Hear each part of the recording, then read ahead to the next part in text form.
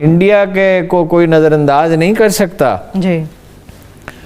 इतनी बड़ी मार्केट कोई भी नहीं नज़रअंदाज कर सकता। इतनी बड़ी इकोनॉमी है, इतना बड़ा रोल है, अमेरिका का हलीफ है, ट्रेड का मसला है, इन्वेस्टमेंट का मसला है। जो बाइडन पाकिस्तान के हक में वो देखिए, वो फौरी तौर पे तो वो ट्रम्प हमारे लिए बेहतर था कि अफगानिस्तान से निकल जाते। ये जरा स्लो होगा, लेकिन मैंने काफी गौर कर लिया, ये प्रोसेस रिवर्स नहीं हो सकता। ट्रम्प को हमने 4 साल देखा, मगर कहा जा रहा है कि उन्होंने भी अपना एजेंडा वाज़ेह नहीं किया। जो बाइडन की पोजीशन और उनका माजी सब जो बाइडन की पोजीशन चीन के मामले में वही होगी, कंटेनमेंट की इंडिया से मिलके, मगर मोदी को एम्बैरेसमेंट का सामना पड़ेगा, क्योंकि डेमोक्रेटिक पार्टी इंसानी हुकूक पर सेंसिटिव है। उसने बात कर दी है कश्मीर की भी जी, और इंडियन मुसलमानों के साथ जो हो रहा है उसकी भी कर दिया, अक़लियतों के साथ सलूक की भी।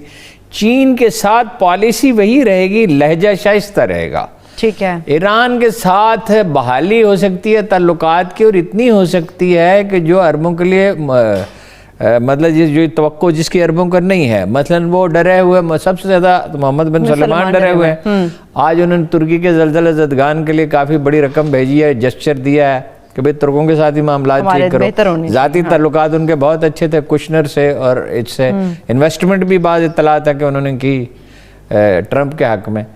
जो बाइडन पाकिस्तान के हक में वो देखिए, वो फौरी तौर पे तो वो ट्रंप हमारे लिए बेहतर था कि अफगानिस्तान से निकल जाते। ये जरा स्लो होगा, लेकिन मैंने काफ़ी गौर कर लिया, ये प्रोसेस रिवर्स नहीं हो सकता।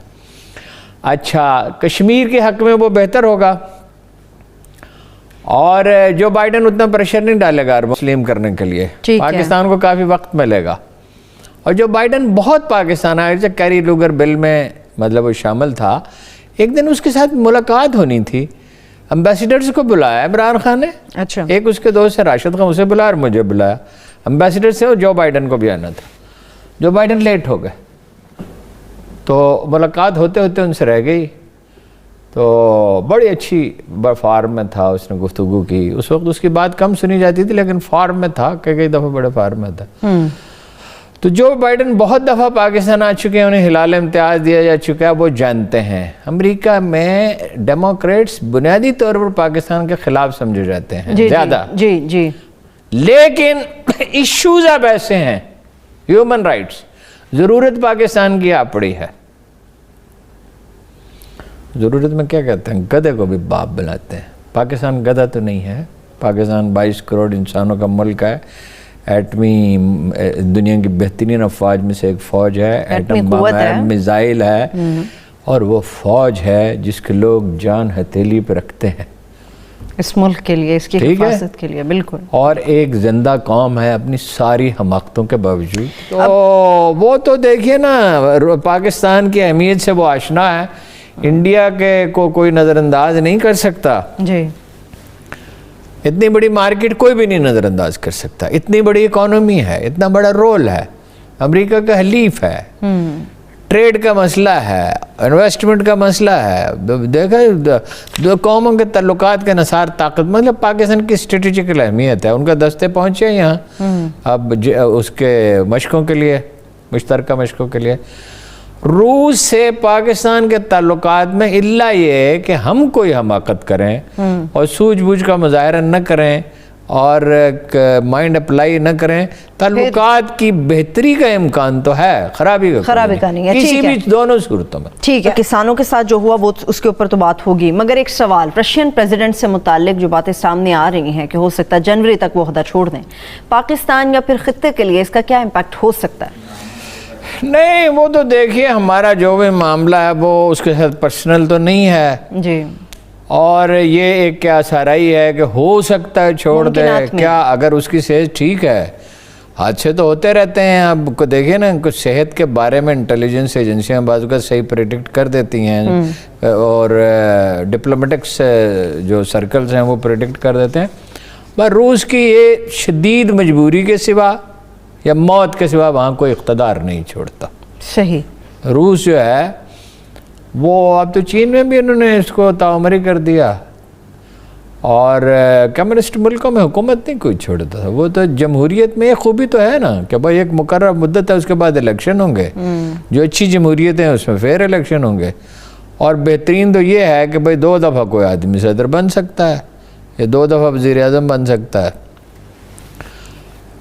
بیسٹ تو طریقہ یہی ہے، چونکہ وہ ایکسیپشنل لوگ جو ہیں وہ تو ریئر ہوتے ہیں. اب یہ جو بہت خوش ہیں ترک بھی اور عالم اسلام بھی اردوان پہ، یا اردوغان جو بھی نام لیں، اردوان موسٹلی کا رہتا ہے تو، لیکن وہ جائے گا تو دیکھو اتنا بڑا خلا پیدا ہو جائے گا، تو یہ کوئی نظام تو نہیں ہے.